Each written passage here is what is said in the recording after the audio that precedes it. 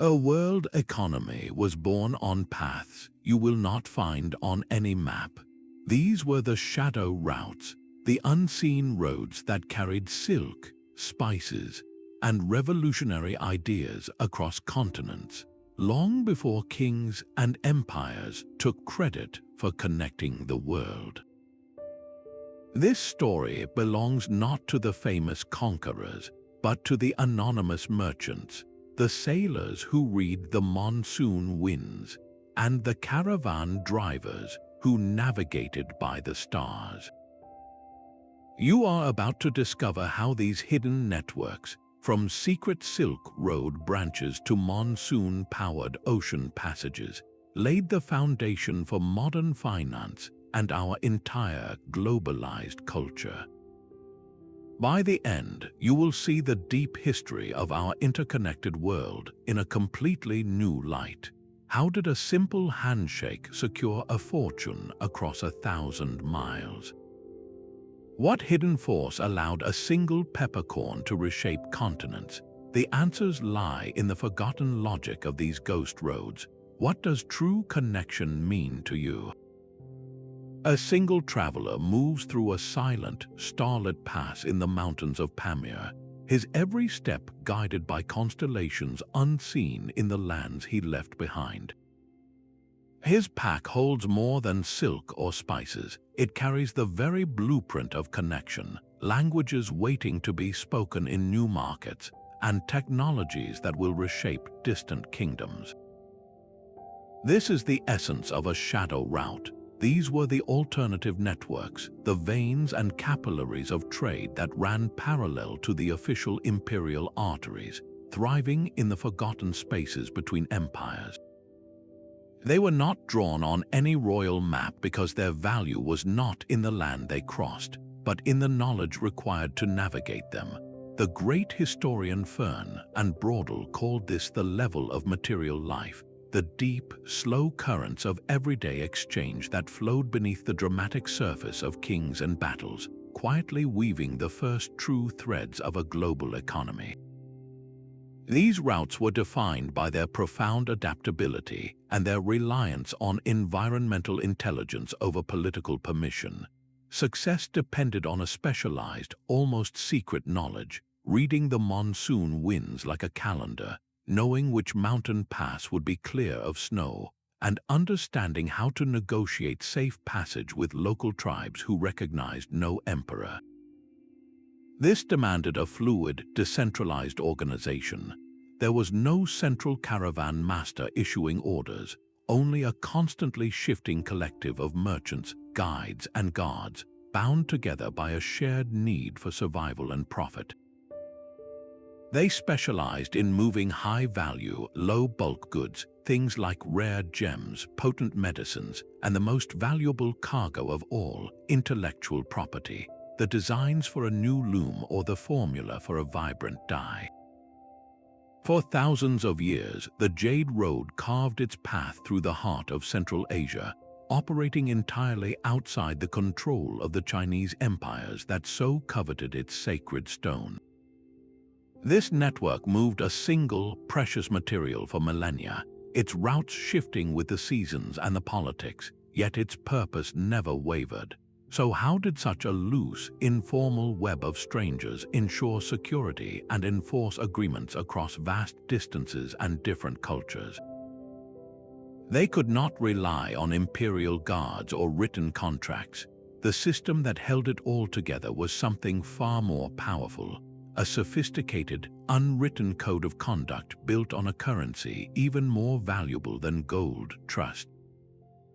That invisible currency of trust was enforced by an unwritten law, a code as binding as any king's decree.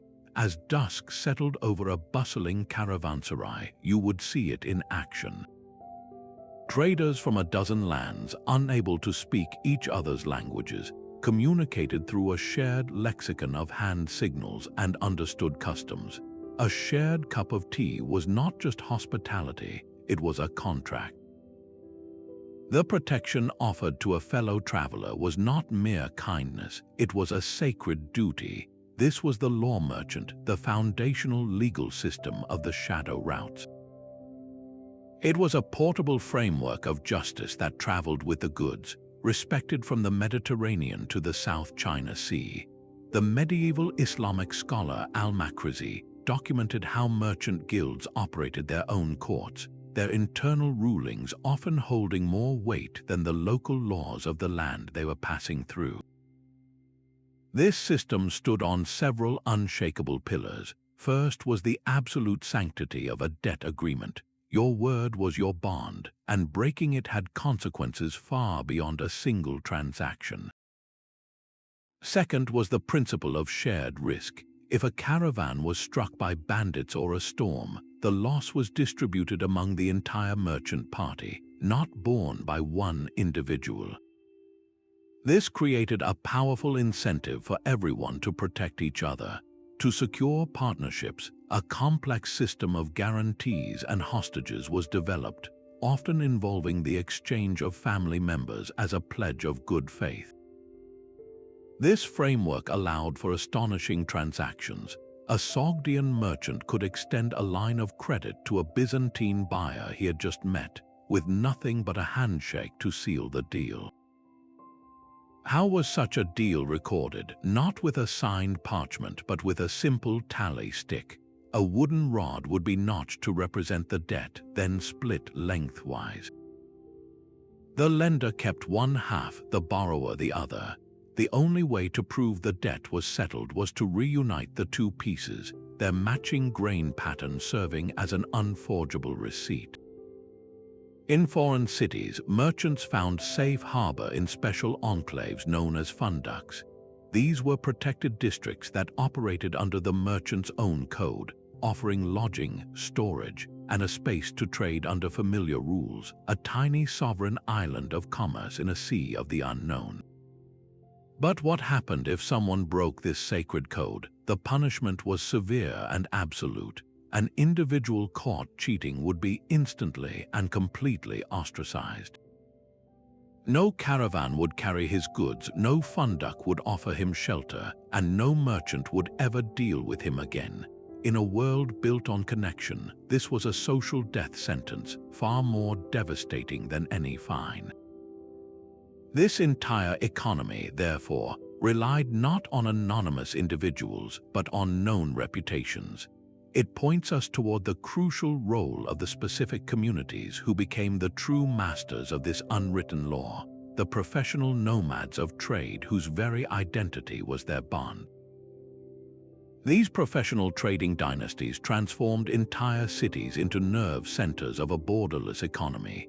Samarkand, the great Sogdian metropolis, thrived not by the sword but by the ledger, its prosperity built on the meticulous mastery of moving goods and credit across impossible distances. They were the indispensable middlemen, the human infrastructure that made the Silk Road work. This was not a solitary endeavor but a sophisticated family enterprise, where knowledge was the most precious inheritance.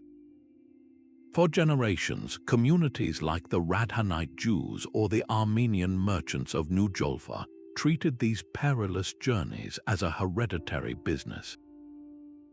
They passed down a unique curriculum of route knowledge, linguistic fluency, and cultural negotiation from parent to child.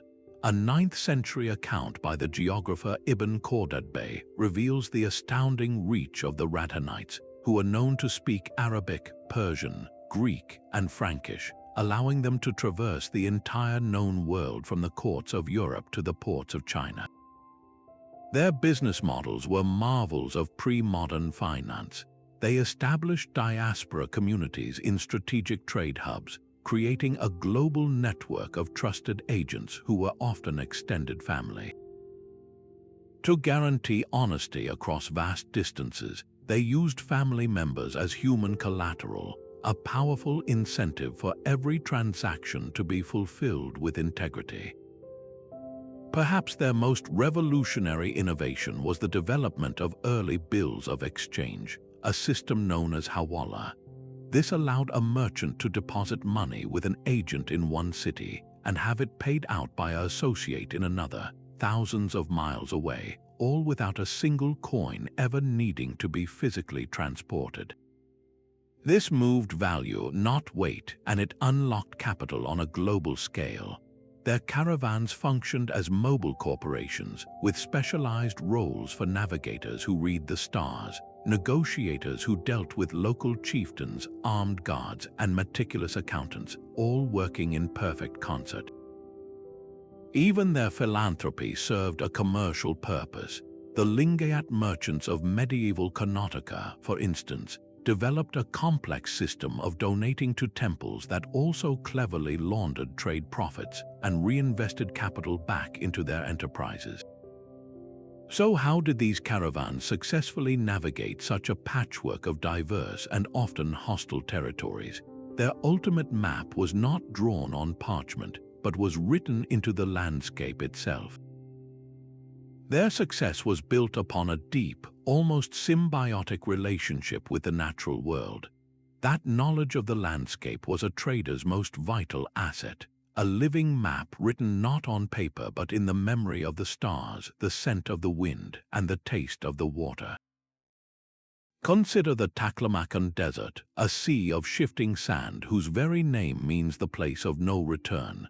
To an empire, it was an impassable barrier, but to the masters of the shadow routes, it was a highway, its terrifying expanse crisscrossed by trails that connected a string of secret oases known only to a trusted few. This reveals the true geography of the unseen. These roads were not drawn by kings or conquest. They were etched into the earth by necessity, following the subtle, forgiving pathways that nature itself provided. They flowed through river valleys that offered both water and concealment. They climbed through specific mountain passes, like the formidable Karakoram Pass, which served as a high-altitude shortcut where the thin air itself was a defense against pursuit. They traced the migratory paths of animals, creatures that instinctively knew the safest and most efficient ways across the land. The works of the geographer Ptolemy, for all their celebrated inaccuracies, hint dimly at this deeper, older understanding of the world's natural corridors, knowledge that existed entirely outside the Roman world's comprehension. On the water, this principle was even more pronounced. The Sabaean Lane, a maritime shadow route across the Indian Ocean, was not a physical road at all. It was a schedule, a timetable dictated by the planet's very breath. Traders learned to ride the predictable reversal of the monsoon winds, catching one wind system out and the opposite back months later, turning a vast ocean into a predictable annual round trip. In the frozen north, the Amber Road was not a single path but a network that followed the trail of glacial deposits and the flow of river systems, a geography written by ancient ice. Possessing this knowledge was a form of capital more valuable than any gem. A map of reliable freshwater sources in the Arabian desert was worth more than a chest of gold to a Nabatean trader. The precise locations of rare desert wells along the trans-Saharan routes were state secrets guarded with a ferocity equal to any royal treasury. This is why these routes so often clung to the empty quarters of the world, the desolate stretches and treacherous mountains that empires ignored. By avoiding populated areas, they bypassed tolls, avoided the gaze of authorities, and moved their priceless cargo undetected. But to master this terrain, you needed to master something even more fleeting and invisible, the weather itself. The captain's entire world hinged on reading signs invisible to the untrained eye. He watched the specific flight patterns of seabirds and noted the subtle texture of high clouds, interpreting these as a precise forecast for the coming monsoon. His voyage was not just a journey, it was a scheduled appointment with the planet, a dance with the wind that had been perfected over generations. This deep environmental intelligence was the non-negotiable science of the shadow routes, a discipline that transformed nature's chaos into a predictable engine of global commerce. Long before modern meteorology, ancient mariners compiled their hard-won knowledge into practical guides. The Periplus of the Erythraean Sea, a 1st century navigational handbook, reads less like an adventure story and more like a rigorous trade manual. It provides sailors with detailed instructions on how to catch the monsoon winds for a direct passage from the Red Sea to India, turning a terrifying ocean into a seasonal highway. This mastery extended across the globe. In the Atlantic, Portuguese explorers later harnessed the consistent trade winds, a shadow route in the sky that powered their caravels to new worlds. In the vast Pacific, Polynesian voyagers developed a star compass, a mental map of the heavens that allowed them to navigate thousands of miles of open water by memorizing the rising and setting points of hundreds of stars. They read ocean swells and the presence of certain cloud types over distant islands as clearly as we read street signs. On land, this same principle applied to the great rivers. In Southeast Asia, traders timed the movement of rice and spices to coincide with the flood cycles of the Mekong and Irrawaddy rivers, using the natural current to carry their goods to market. This was applied science of the highest order, and it drove technological innovation. The invention of the lateen sail, a triangular rig that could be angled to catch the wind from the side, was a revolutionary breakthrough. It allowed Arab dhows to sail efficiently against the prevailing wind, effectively tacking back and forth to open up entirely new shadow routes across the Indian Ocean. In the frozen north, the Vikings employed a different kind of natural logic. They followed the migratory paths of birds and the known feeding grounds of whales, using these living markers to navigate the featureless North Atlantic. This knowledge allowed them to reach the shores of North America via a shadow route that remained a secret to the rest of Europe for centuries. But the ingenuity did not stop at navigation. The most valuable cargoes carried on these routes were often biological secrets themselves, living technologies that held the power to reshape empires and redefine wealth. A single secret could be worth more than an entire caravan of gold. This was the true currency of the shadow routes, the deliberate and fiercely protected knowledge surrounding the most coveted commodities on Earth. Visualize a guarded garden high in the Himalayas, where today the rare caterpillar fungus Yatsa gunbu is harvested.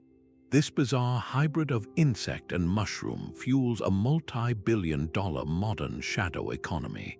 Its value derived from mystical and medicinal properties that are as shrouded in mystery now as the goods of the ancient past were then. The lifeblood of these unseen roads were items whose origins, properties, or methods of creation were cloaked in secrecy, a strategy designed to create scarcity and maintain exorbitant value. The Roman historian Pliny the Elder famously lamented the empire's vast wealth draining eastward, with immense sums of gold flowing out to pay for silks and spices whose true sources were deliberately obscured by the traders in between. He was witnessing a brilliant economic strategy in action, the art of information control. For over 1,000 years, China maintained a breathtaking monopoly on silk production. The process of cultivating silkworms and unraveling their cocoons to spin thread was a state secret of unimaginable value. The penalty for smuggling silkworm eggs or mulberry seeds out of the country was death. This was not just a trade in fabric, it was a trade in biological intelligence, and its protection was a matter of national security. Other goods gained their value through myth and legend. The Indian leaf known as malabathrum, a key ingredient in ancient perfumes, was said to grow in perilous mythical lands. Even more fantastical were the tales of cinnamon. Roman naturalists wrote that this precious spice was harvested from the nests of giant, mythical birds who built them on sheer cliffs. These stories were not just fanciful folklore, they were a sophisticated form of market manipulation, a smokescreen to conceal the true, terrestrial sources and justify the astronomical prices demanded. The trade in exotic animal products followed the same logic. Rhinoceros horn and ivory were not merely decorative, they were imbued with perceived powers and status, making them priceless across continents. But perhaps the most strategically valuable cargoes of all were living plants. The transfer of a single pepper vine or a cinnamon sapling was an act of industrial espionage that could break a nation's economic dominance. To control the source was to control the market itself. This principle extended beyond organic treasures. Consider alum, a dull white mineral that was the unsung hero of the medieval world. It was the essential fixative that made dyes color-fast, locking vibrant hues into cloth. Without it, the entire European textile industry would have collapsed. Control of the few known alum mines was held by a handful of families, like the Italian Medicis, who guarded the locations and extraction techniques as tightly as any state secret. This gave them a stranglehold on fashion, power, and wealth, all from a substance most people had never even heard of. The movement of these secrets required more than just hidden paths. It demanded entire hidden cities that functioned as clandestine depots and open-air laboratories for the global economy. Palmyra's wealth did not spring from its soil but from its silence. This desert capital knew how to keep a secret. Its fortunes built on taxing the priceless caravans that moved like ghosts through the barren lands it commanded. It was the ultimate entrepot, one of a scattered constellation of independent city-states that thrived in the cracks between empires. Petra, Aden, Malacca, Tenochtitlan. These were not seats of conquest but neutral grounds, cosmopolitan hubs whose power derived from their very lack of a single, overpowering ruler. They became the vital nodes where the shadow routes converged, and their urban fabric was engineered for one purpose: to facilitate the flow of goods and trust between strangers. Walking through one of these cities, you would find a world designed for the transient merchant. The dedicated merchant quarters, the funduks and souks, were more than markets. They were secure, self-contained universes. Here, a trader could find lodging, store his goods in a guarded warehouse, and have his commercial disputes settled in multilingual courts that operated on the shared principles of the law merchant, not local whims. Even places of worship served dual purposes, temples and mosques often functioning as the safest banks and warehouses, their sacred nature offering a powerful deterrent against theft. These cities were incredible melting pots, and their constant, fluid interaction created a silent highway for technology itself. The knowledge of papermaking, for instance, did not travel on an official diplomatic mission. It moved quietly from Samarkand to Baghdad and beyond through these merchant channels, passed from artisan to trader in the back rooms of funduks, changing the world far from the eyes of kings. This constant exchange required a delicate balance.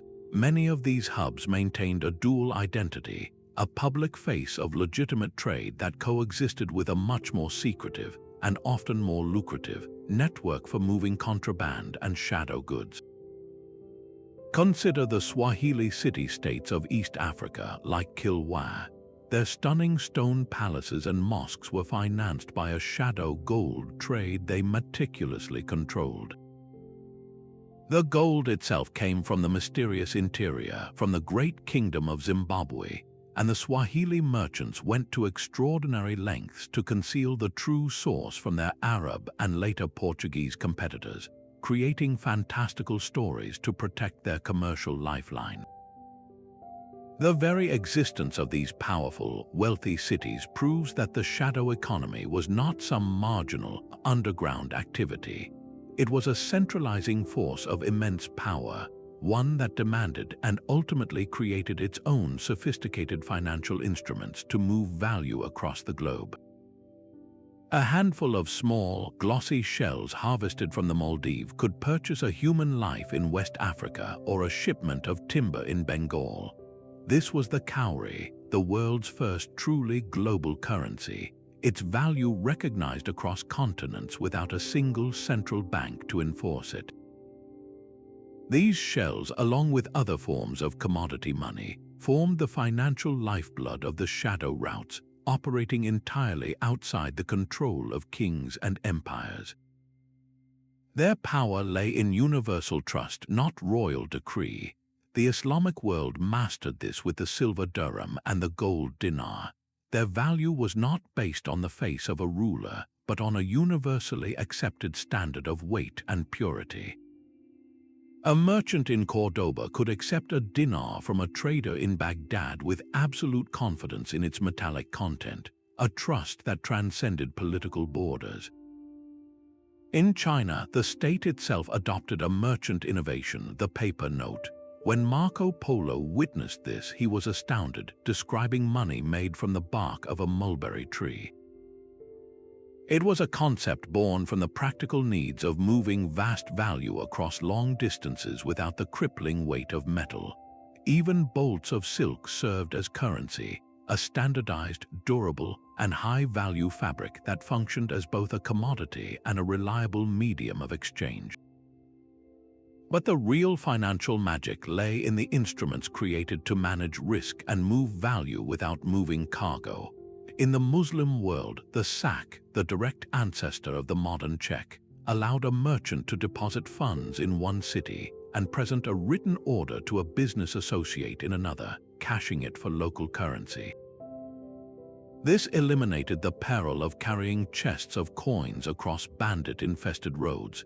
In medieval Italy, the commenda contract was a revolutionary form of venture capital.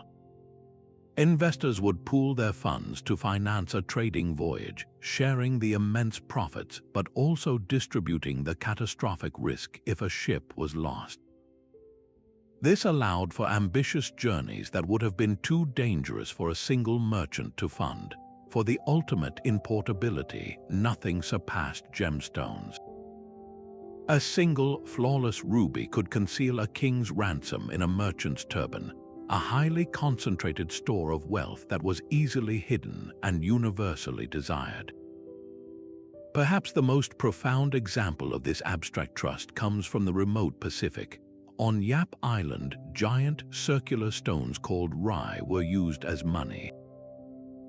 Many were too large to move, and their ownership was transferred purely through public, oral agreement.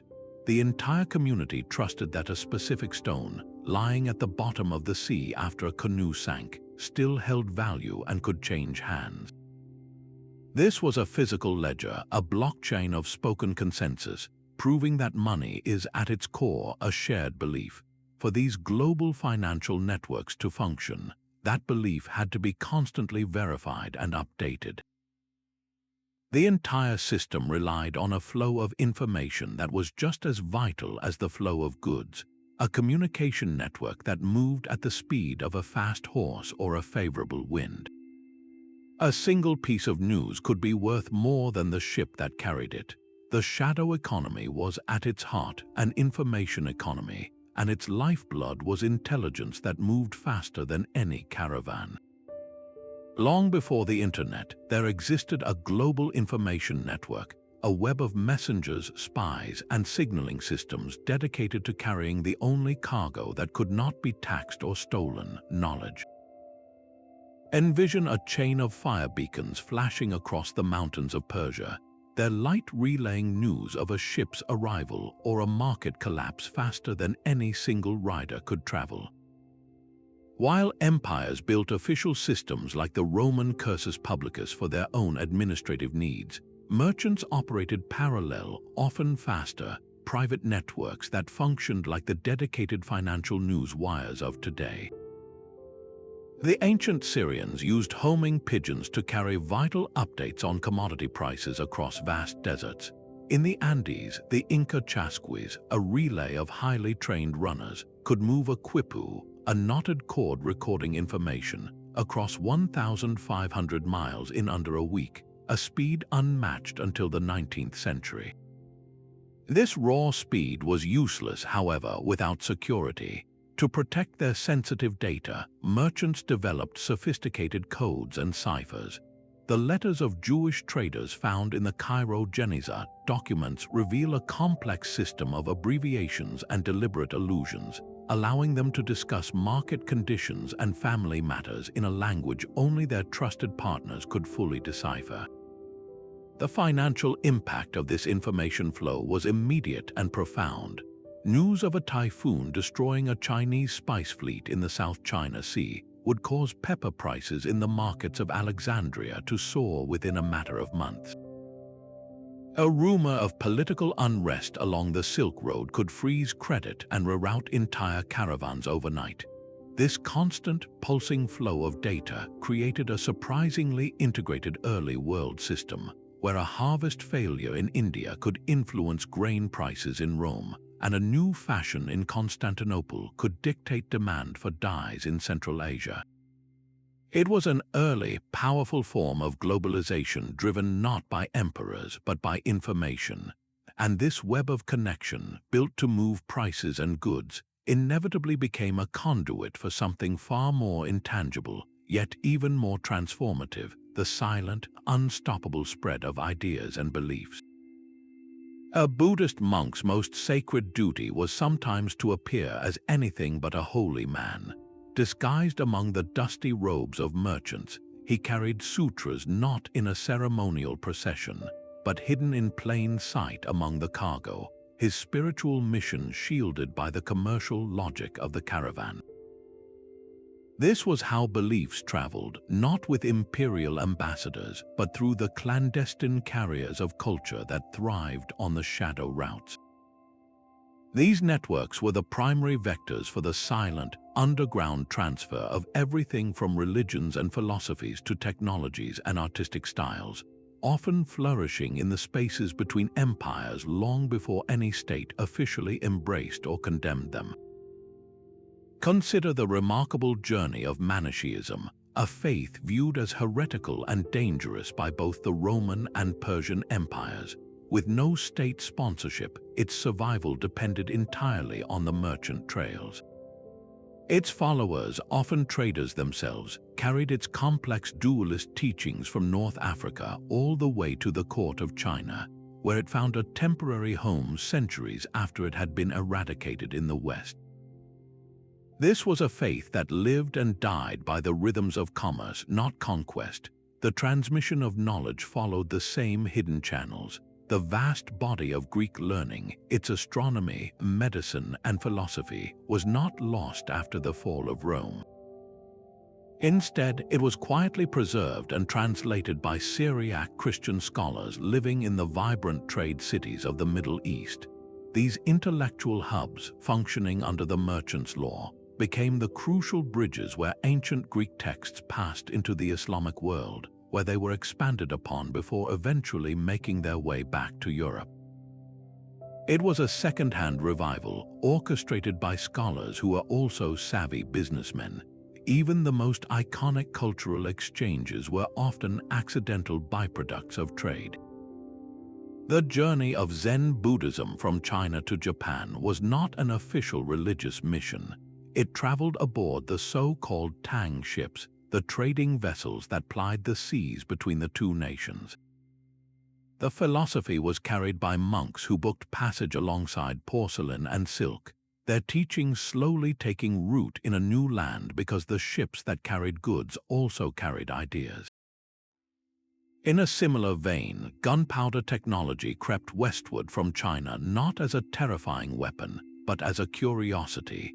For centuries, it was used in fireworks and ceremonial noisemakers, its military potential ignored until it was too late for the old world order to remain unchanged. Sometimes the cultural transfer was so subtle it was almost invisible. A new weaving pattern on an imported carpet could inspire a local artisan, changing an entire region's aesthetic. A novel musical instrument, like the lute traveling from Central Asia to Europe, could redefine music itself. A culinary spice like pepper or cinnamon did not just flavor food, it reshaped entire cuisines and social rituals. The evidence of this quiet cultural flux is etched in stone. The Xian stele, a monument in China, records the presence of Nestorian Christianity there in the 8th century. This branch of Christianity, also considered heretical in the West, thrived for generations along the Silk Road, its followers living and worshipping in the interstices between the great civilizations of Tang China and the Abbasid Caliphate. This constant, slow-motion collision of worlds inevitably forged something new, a hybrid identity among the people who lived at these crossroads. They were the true citizens of the shadow world, multilingual, adaptable, and bound by a shared practical wisdom that transcended any single creed or kingdom. They proved that the most profound consequence of these unseen roads was not the silk that was traded, but the very fabric of human thought that was rewoven along the way. And as these new ideas took root, they demanded new forms of expression, new ways to record and celebrate the complex, interconnected world the merchants had built. A Mongol Khan's protection could be a golden cage, but the Ortak merchants knew how to pick the lock. These Muslim and Uyghur traders, officially operating under the empire's seal, secretly ran their own sprawling networks from the Mediterranean to the Pacific. They were the architects of a new pan-Eurasian mercantile class, proving that the most powerful figures in the shadow economy were often those who lived in the seams between empires and identities. Success on these routes demanded a different kind of pedigree, not one of noble birth but of fluidity. It was the diaspora communities, the religious minorities, and the socially marginalized who held the keys to cross-cultural negotiation, their very liminality becoming their greatest strategic asset. Freed slaves could operate with a freedom that aristocrats could never comprehend. Women, often formally excluded from public commerce, wielded immense economic power from behind the scenes. The Geniza documents from medieval Cairo offer a stunning glimpse into this world, detailing how Jewish women expertly managed complex international trade finances and legal disputes for months or years while their husbands traveled on business. They were the invisible CEOs of the shadow routes. Consider the Armenian merchants of New Jolfa, who became the indispensable diplomats and bankers between the rival Safavid and Mughal courts. Trusted by neither side completely, they were trusted by both to move money and messages, their neutrality their shield and their sword. Look to the Siddhi communities of India, people of African descent who arrived as merchants, soldiers, and sailors, and ascended to become powerful naval commanders and brokers in the sultanates of the Deccan. Their outsider status allowed them to build bridges where others saw only walls. For centuries, the Kuchai nomads of Afghanistan have traced the same ancient paths with their caravans, their loyalty to the rhythm of trade rendering modern political borders utterly meaningless. These groups mastered a vital skill for survival, a form of cultural code switching. They could present a different face, emphasize a different part of their heritage, or speak a different commercial language depending on who they were dealing with. One day they might be devout Muslims in a negotiation with a Persian vizier. The next they would be pragmatic traders haggling with a Venetian Christian, and the next respectful guests in a Mongol yurt. They were more than just linguists, they were translators of entire cultural and commercial practices, interpreting not just words, but the subtle meanings behind a gesture, the unspoken rules of a contract, and the hidden hierarchy of a foreign court.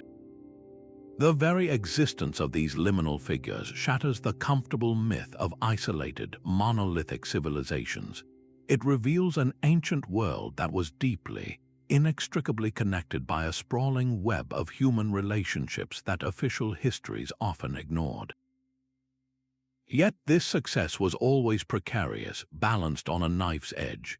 The same empires that granted them patronage and privilege could, in an instant, turn on them, confiscating their wealth and severing their networks in a brutal game of cat and mouse that forced these masters of the margin to constantly reinvent the very meaning of belonging.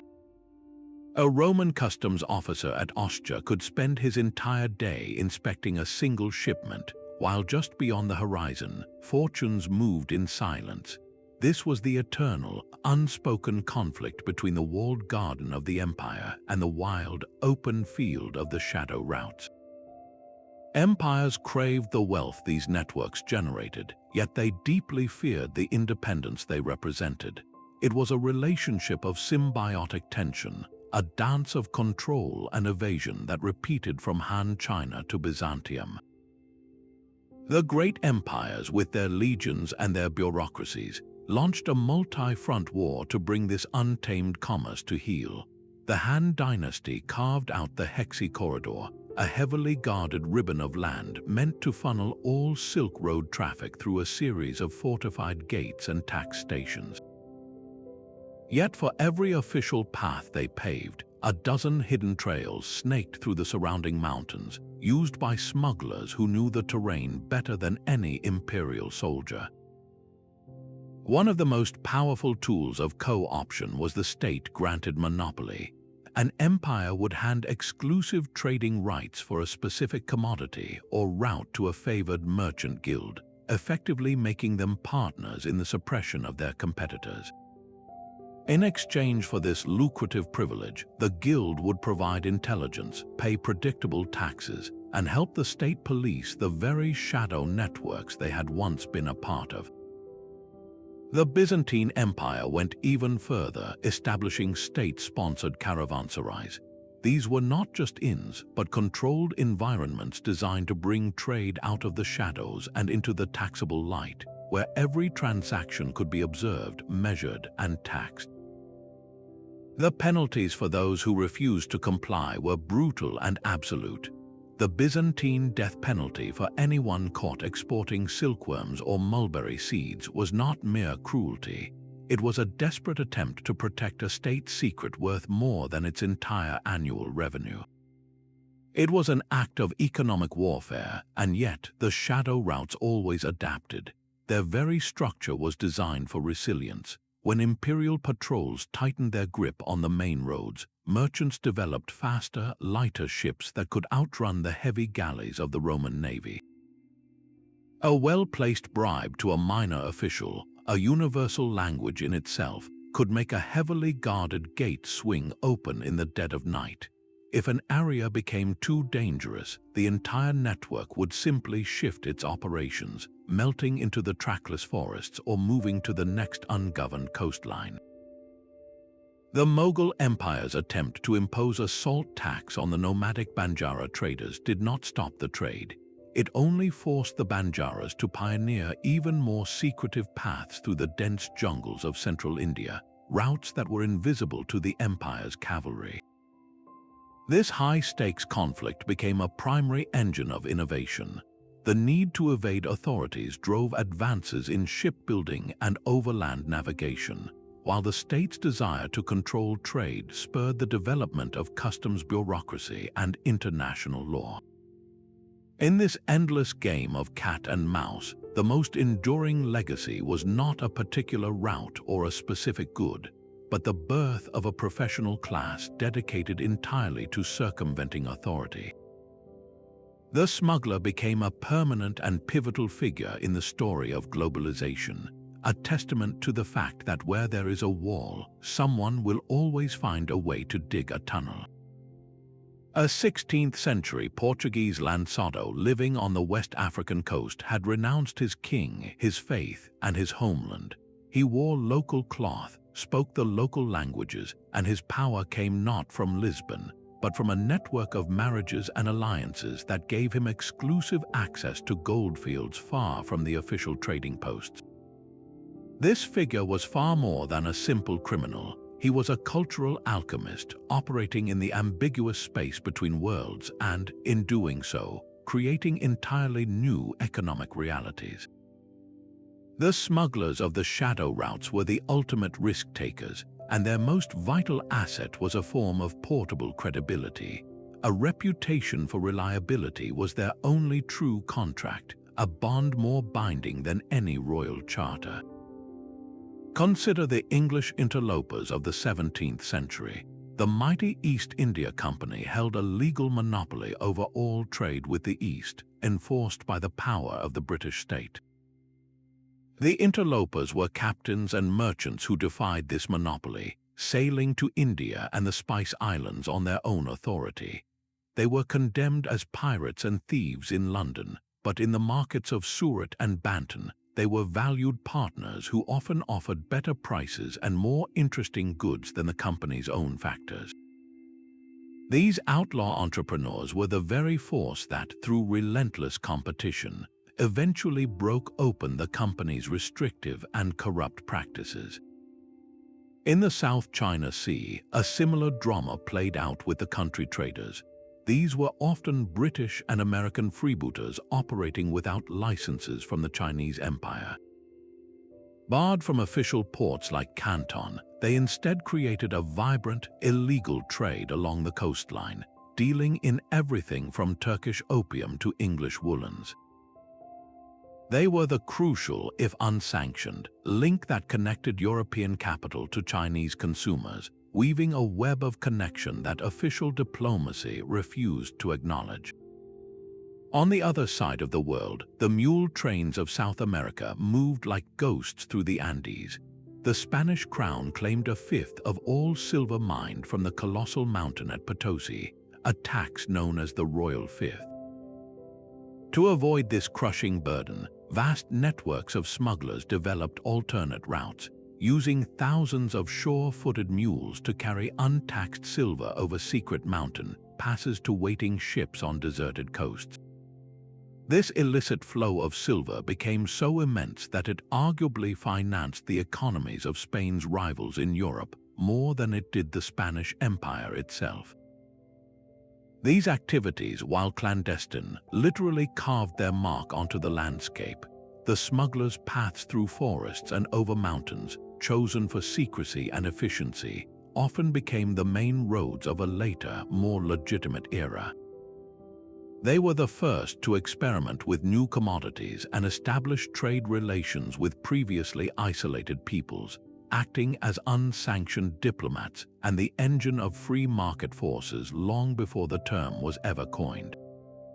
Even in the modern era, the tradition continued. The rum runners of American Prohibition, with their fast boats and hidden coves, were the direct heirs to this ancient practice, moving a forbidden good outside the law's reach. The smuggler's story reveals a profound truth, that the most powerful currents of globalization have always flowed through the smallest, most adaptable channels, and that the future of trade was often shaped not in the council chambers of kings, but in the risky, pragmatic hands of those who knew how to move between the lines. Those faint, parallel scars across the Sahara are more than just lines on a map. They are the ghostly echoes of 1,000 caravans, a permanent record etched into the earth itself by the relentless rhythm of commerce. While the merchants and their camels are long gone, the physical legacy of their journeys remains if you know where to look. These are not the grand monuments of emperors, but the humble, enduring marks left by the shadow economy on the very skin of the planet. In the vast emptiness of the Mongolian steppe, travelers did not follow painted signs. They navigated by cairns, carefully stacked piles of stone placed by those who had come before. These simple markers, known as ovus, were more than just guideposts. They were sacred offerings, each new traveler adding a stone to the pile, a small act of participation in a system that relied on collective knowledge and mutual aid.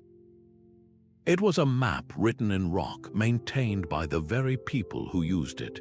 In the arid landscapes of India, the challenge was not direction, but survival.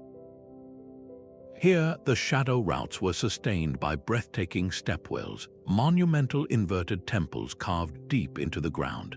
These were not mere sources of water. They were sophisticated roadside stations, providing caravan drivers and their animals with a cool, reliable respite from the brutal heat. Each step down into the cool, echoing cavern was a step towards life, enabling trade to flow through regions that would have otherwise been impassable.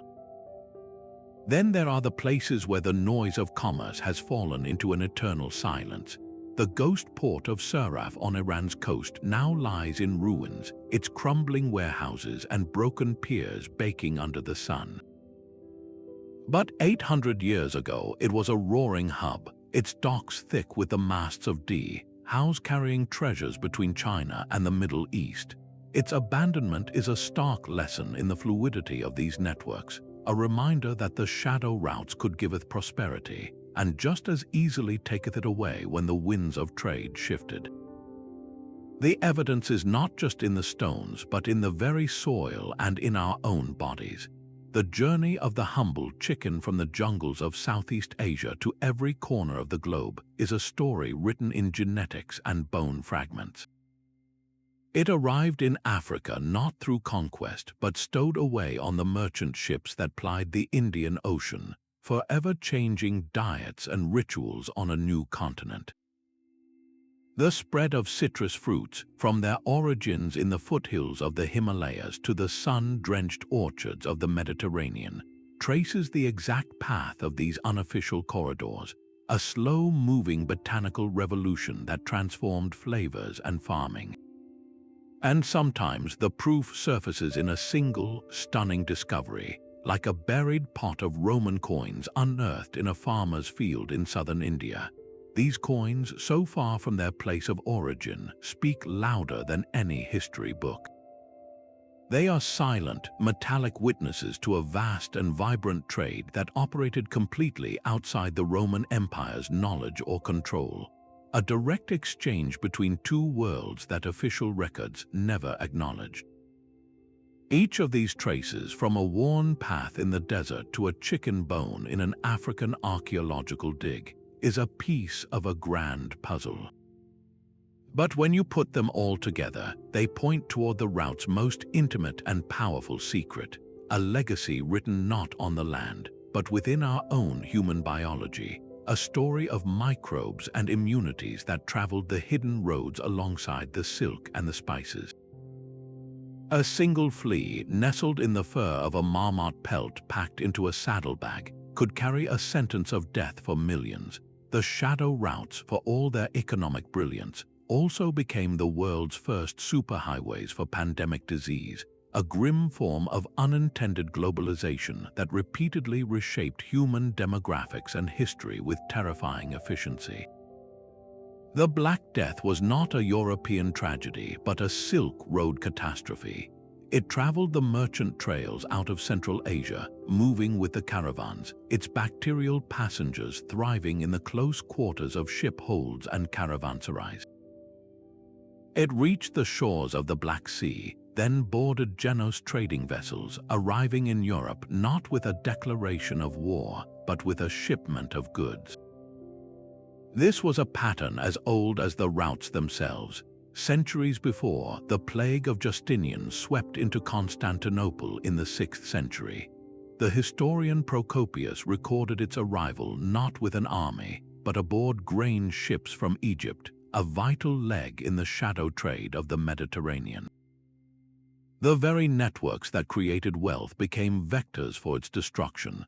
Ancient DNA extracted from skeletons buried along these roads now tells a silent, scientific story. The bones of travelers found in remote Silk Road cemeteries show the genetic fingerprints of diseases like leprosy and tuberculosis, mapping a microbial journey that paralleled the flow of silk and spices.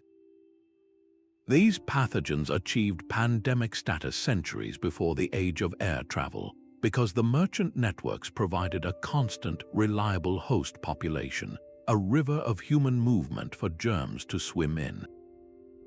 This biological exchange reached its most devastating form in the Americas.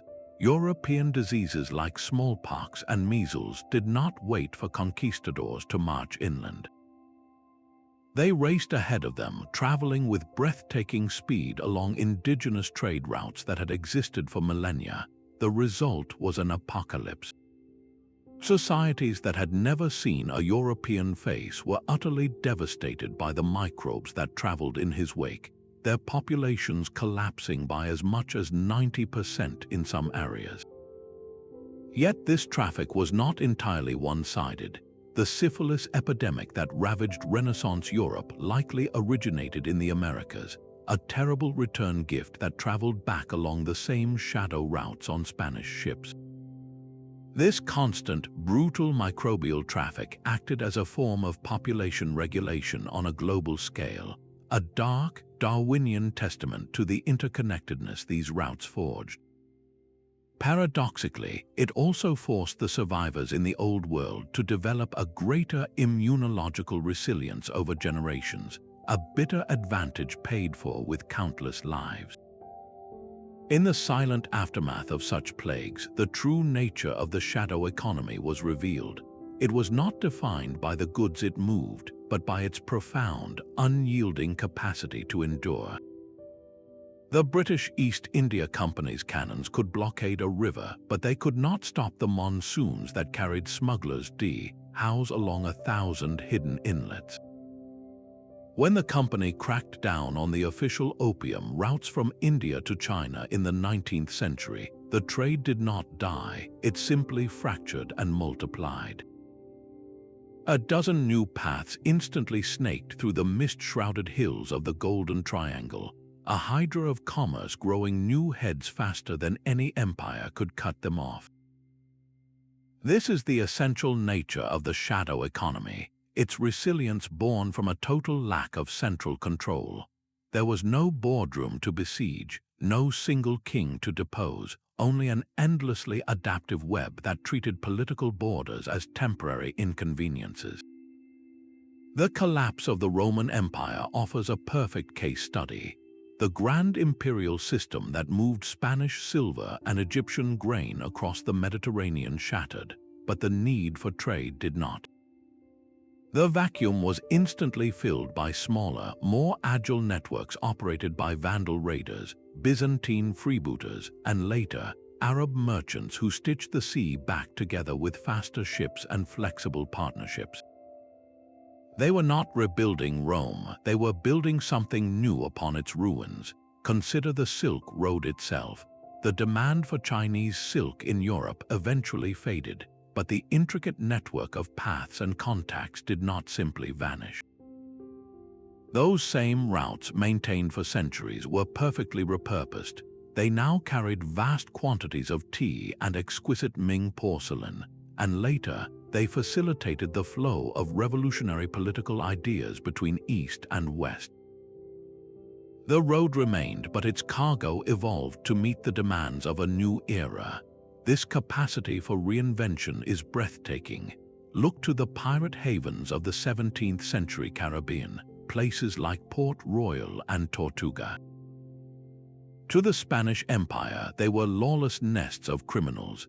In reality, they were bustling, sophisticated shadow capitals, the hubs of a clandestine global economy where stolen Spanish silver was melted down and traded for European manufactured goods, all while operating completely outside any state's control.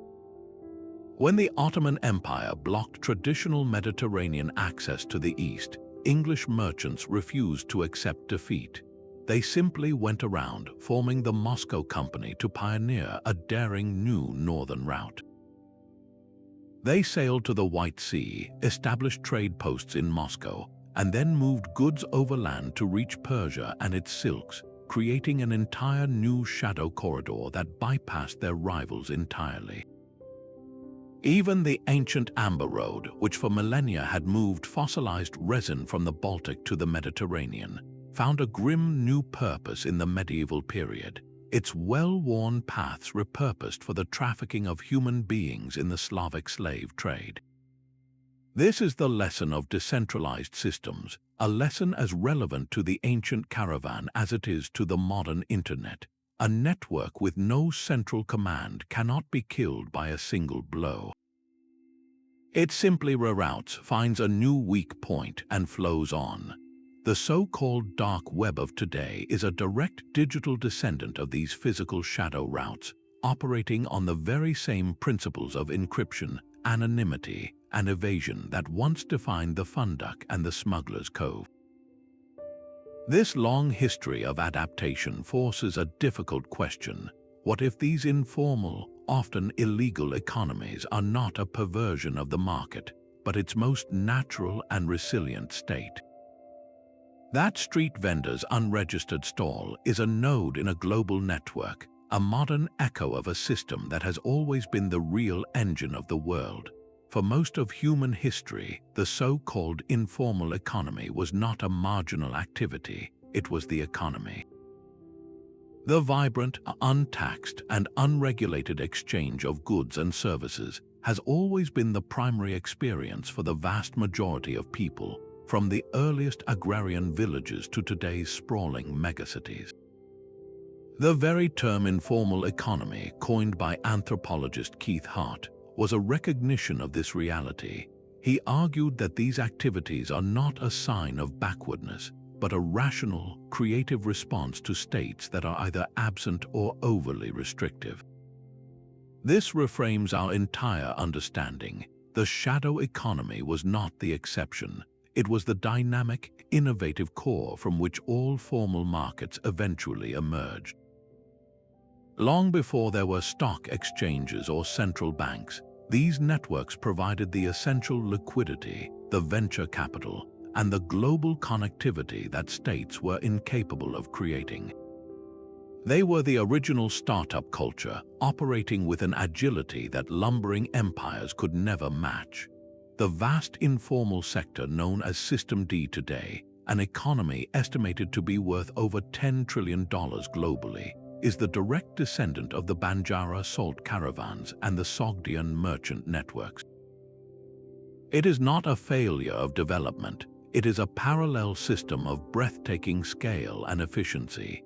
In many cases, these shadow systems provided more responsive social safety nets and more trusted forms of dispute resolution than the states that sought to suppress them. A merchant guild's internal court, operating on the law merchant, was often faster, fairer, and more respected than a royal magistrate's ruling. This long, unbroken history forces a critical question. What can these ancient, resilient systems teach us about building more robust and equitable economies for an uncertain future? Their foundational principles, forged in the crucible of necessity, are startlingly relevant to our modern digital age. The emphasis on trust over bureaucracy, on decentralized networks over centralized control, and on adaptability over rigid planning, these are the very same principles that underpin the most successful digital platforms and cryptocurrencies of today. The blockchain is a digital manifestation of the ancient tally stick, a distributed ledger that cannot be forged. The gig economy, for all its flaws, operates on a model of fluid, project-based work that would have been instantly familiar to a merchant financing a single caravan through a commenda contract. The story of the shadow routes shows us that the most enduring economic structures are not those built on the commands of kings, but those that grow organically from the bottom up, from the fundamental human need to connect, to trade, and to trust one another. A commenda contract from medieval Genoa is a smart contract written on parchment instead of code. That single document, binding a merchant and an investor, automated profit sharing based on the voyage's outcome, its terms enforced not by a court but by the collective memory of the entire trading community. This ancient logic of decentralized, trust-minimized agreement is the very soul of modern blockchain technology. The fundamental challenges that plague the masters of the shadow routes are the exact puzzles that digital architects struggle with today. How do you prove your identity to someone a continent away without a central passport office? How do you secure a payment between two strangers who will never meet again? How do you move immense value across a hostile landscape without carrying a single coin? Cryptocurrencies and decentralized finance are the latest, most elegant answers to these age-old questions.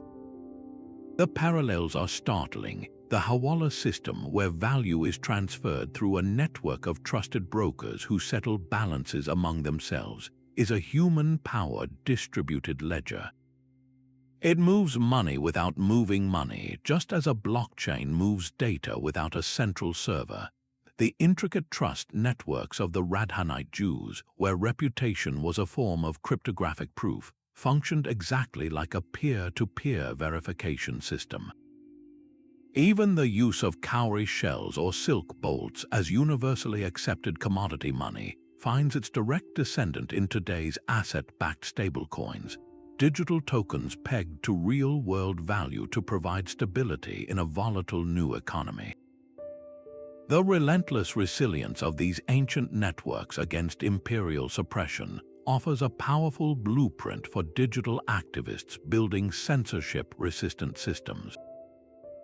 It proves that a network with no headquarters to raid or leader to arrest is incredibly difficult to dismantle. Yet this history also carries a stark warning, one written in the grim toll of the Black Death. The very routes that carried Buddhist sutras and the secrets of algebra also carried the fleas that bore the plague. A powerful network is a powerful vector, morally neutral and capable of transmitting catastrophe as efficiently as it transmits culture or capital. The ultimate legacy of the shadow routes is this fundamental architecture for human cooperation, a blueprint for building systems of exchange that thrive outside the walls of central control. To understand the raw, transformative power of this blueprint in action, we need to follow the journey of a single, humble commodity that quietly conquered the world. A single peppercorn from Kerala held the power to bankrupt empires. Its journey from a humid Indian hillside to the dining table of a Roman aristocrat was a masterclass in the economics of the unseen. Pliny the Elder watched this flow of wealth with horror, calculating that India, China, and Arabia drained Rome of 100 million sesterces every year, a fortune hemorrhaging from the empire's coffers for silks, gems, and this tiny, pungent berry. The entire system was a cascade of markups where value multiplied with every handoff along a chain designed for deniability. It began in the secretive port of Musaeus, a place so vital to Rome and so shrouded in mystery that its exact location was lost for centuries. Here, on the southwestern coast of India, sacks of pepper from the interior were loaded onto Arab dhows by merchants who spun elaborate fables about the spice's origins, guarding the truth of the Malabar coast as fiercely as any state secret. The dhow captain then performed his own act of economic alchemy. He waited for the Hippalus wind, the predictable summer monsoon that was the greatest trade secret of the ancient world. This knowledge, named for the Greek pilot who allegedly discovered it, transformed the Indian Ocean from a treacherous coastline-hugging voyage into a direct, open-water highway. By catching this wind, a ship could sail straight from Arabia to the Indian coast in under 40 days, a revolutionary shortcut that bypassed months of travel and a gauntlet of Arabian middlemen. This was the shadow economy's innovation in its purest form, a manipulation of natural forces for immense commercial gain. Upon landing on the Arabian coast, the pepper's journey was far from over. It was transferred to the backs of camels, becoming part of a caravan controlled by the Nabateans, the masters of the desert. Their hidden capital, Petra, was the ultimate toll gate. Carved into rose-red cliffs, this city existed solely to tax the goods flowing between east and west. The Nabateans provided security, water, and guidance through the lethal desert, but their price was a hefty slice of the profit, a cost seamlessly folded into the pepper's escalating price. From Petra, the caravan moved to the Nile, where the pepper was loaded onto river barges for the final leg to Alexandria. In the warehouse district of that bustling Egyptian port, the spice was finally sold to Roman wholesalers. By the time a single peppercorn reached its final consumer in Rome, its price had inflated by thousands of times. For the Roman elite, it was not merely a seasoning, it was a symbol of extreme wealth and a connection to a world of exotic wonder they could scarcely comprehend. This insatiable demand is what ultimately shattered the very shadow routes that fed it. The pepper trail was so lucrative that it inspired a desperate end run around the entire system. Centuries after Pliny's complaints, the Portuguese explorer Vasco da Gama was not seeking new friends or scientific knowledge. He was explicitly chasing the source of pepper. His successful voyage around the Cape of Good Hope and directly to Kerala in 1498 was a direct assault on the ancient network. He had found the ultimate shadow route, a sea path from Europe to India that bypassed the Arabs, the Nabateans, and the Mediterranean powers all at once. This single-minded quest for a spice did not just open a new trade route, it ignited the era of European colonialism and began the slow, terminal decline of the decentralized networks that had woven the world together for 2,000 years. The ghost of a peppercorn had called a new world into being, proving that the most profound connections are often forged by the most humble of desires. The cannon's roar was a new sound in the Indian Ocean, a declaration of war against an ancient way of life. When Portuguese carracks arrived off Calicut, their captains did not come to bargain or join the existing flow of trade. They came to own the river itself, demanding monopolies and the right to tax every other vessel on waters that had been a free trading zone for centuries. This was the brutal, centralized power of the European nation-state crashing into the decentralized, fluid world of the shadow routes. The Portuguese instituted the cart as system, a forced license that every merchant ship was required to purchase. To sail without this piece of paper was to risk having your ship and cargo seized or sent to the bottom of the sea. It was a direct assault on the very heart of the shadow economy, replacing the law merchant with the law of the cannon. The Dutch followed with even more systematic ruthlessness. Upon conquering the Spice Islands, they did not just control the trade in nutmeg and cloves, they sought to own the very trees. To create artificial scarcity and drive up prices, their soldiers systematically destroyed every clove and nutmeg tree that grew outside of their designated plantations. Entire islands were deforested, their economies obliterated to serve a balance sheet in Amsterdam. This was not trade, it was ecological and economic warfare designed to break the back of the old networks. Across the globe, the Spanish established the Manila Galleon, a single, colossal ship that made one annual voyage across the Pacific. For 250 years, this state-controlled artery linked the silver mines of the Americas directly to the markets of China, funneling all that immense value through one vulnerable yet heavily armed point. It was the antithesis of the shadow route's resilient, multi-path model. Perhaps the most profound transformation was that of the British East India Company. It began as a trading entity, but it ended as a territorial ruler, commanding a private army and collecting taxes from millions of people. The company did not just move goods, it moved borders.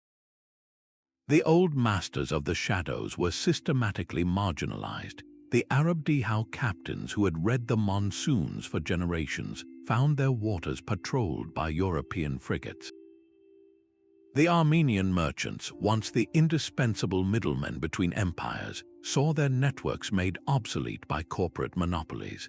The collaborative, multipolar world was being strangled by a new ideology, mercantilism. This theory viewed global trade as a zero-sum game, where one nation's gain was necessarily another's loss. Wealth was not something created through connection and innovation, but something to be seized and hoarded.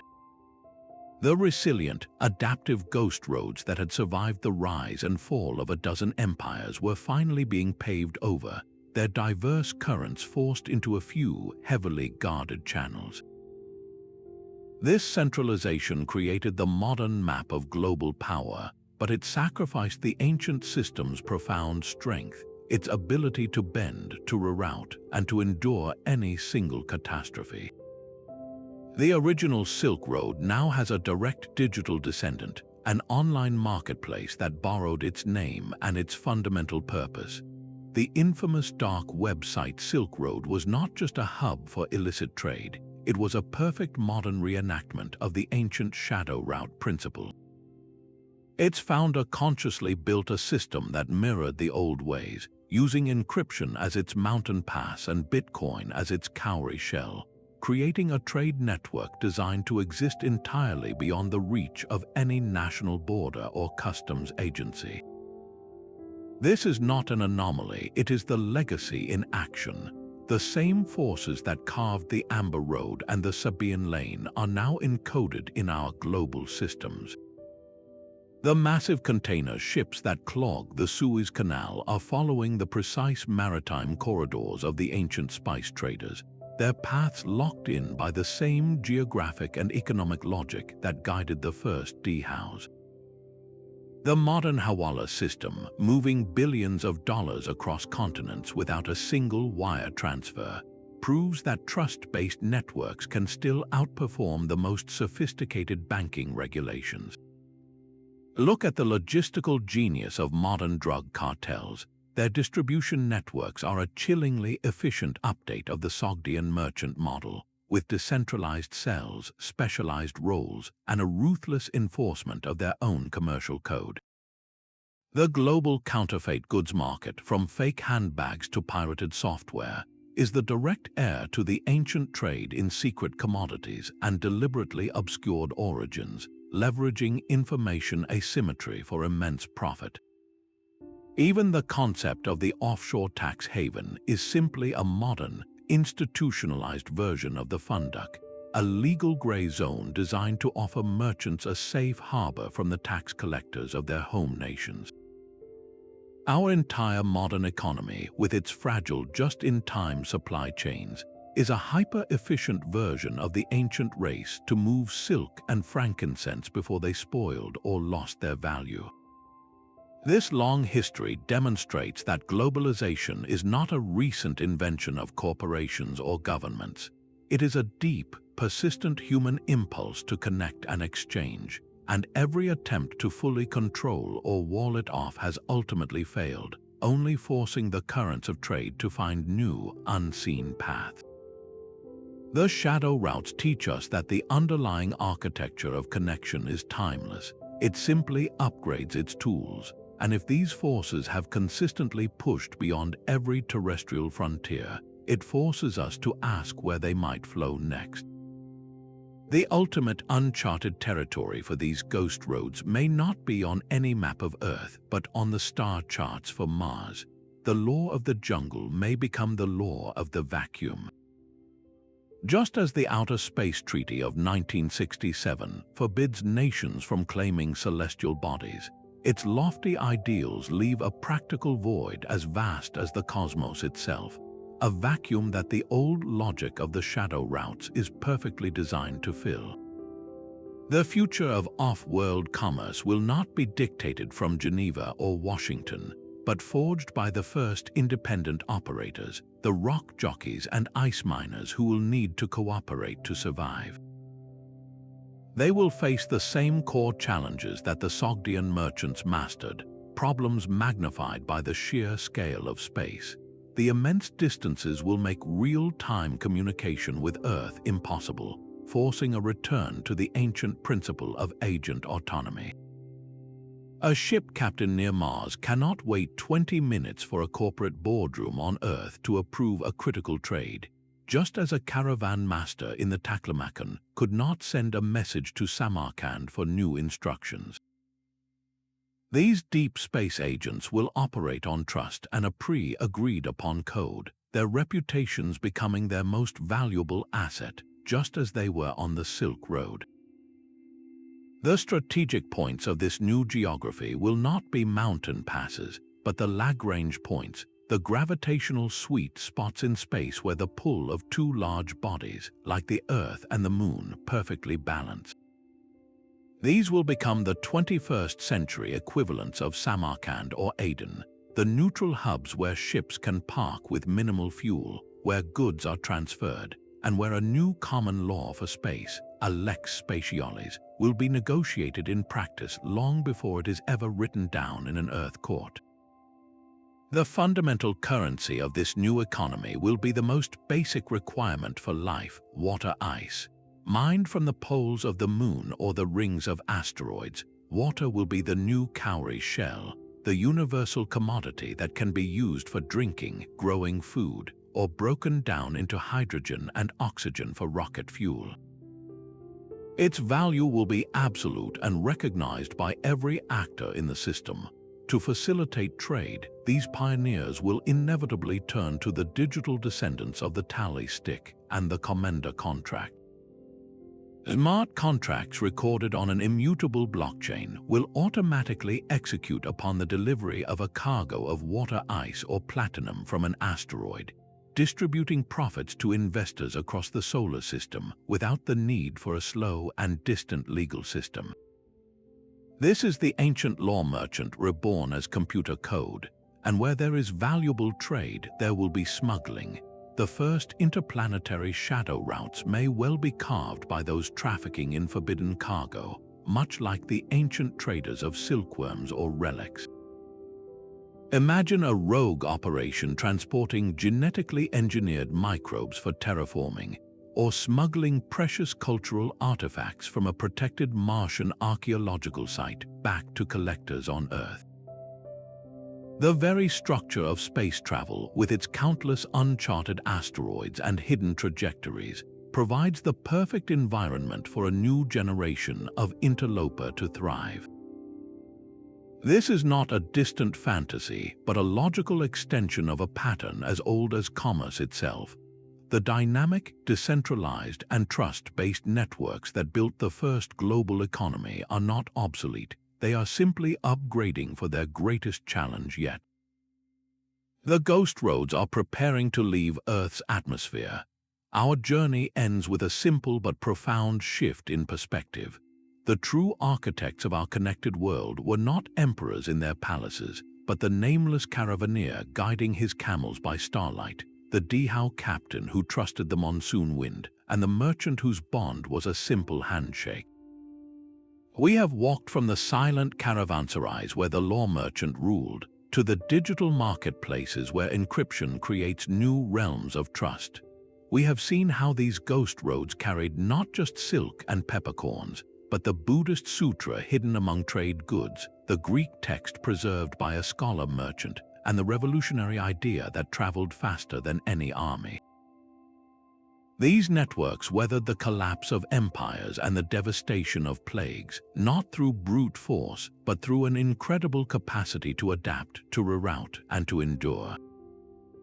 The next time you send a payment across the globe in an instant or receive a package from a continent away, pause for a moment. You are not just a consumer, you are a participant in this ancient story, a story that began on these hidden paths built on ingenuity and a deep, abiding trust between strangers. Let this change how you see the map of human history. Look past the bold colors of kingdoms and conquests and see instead the delicate, resilient web of invisible threads that silently wove our world together. The tales of the unseen roads remind us that the most transformative forces are often those that work in the quiet spaces, leaving the faintest of traces on the land, but the deepest imprint on our shared destiny.